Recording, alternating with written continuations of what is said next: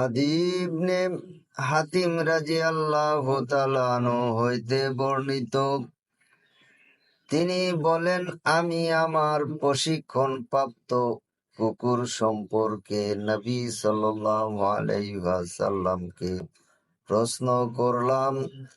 তিনি বললেন, তোমার প্রশিক্ষণপ্রাপ্ত কুকুর শিকার ধরে যদি মেরে ফেলে তা তুমি খেতে পারো, আর যদি সে শিকার ধরে কিছু অংশ খেয়ে ফেলে তাহলে তুমি সেটা খেও না, কারণ সে সেটা নিজের জন্যই ধরেছে।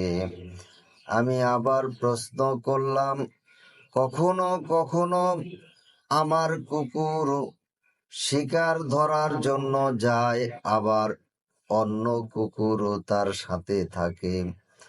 আল্লাহর রসুল তখন বললেন, সেটাও তুমি খাবে না, কারণ তোমার প্রশিক্ষণপ্রাপ্ত কুকুরকে তুমি বিসমিল্লাহ বলে ছেড়ে দিয়েছ, অন্য কুকুরকে তো বিসমিল্লাহ বলে ছাড়েনি, এই জন্য তুমি খাবে না।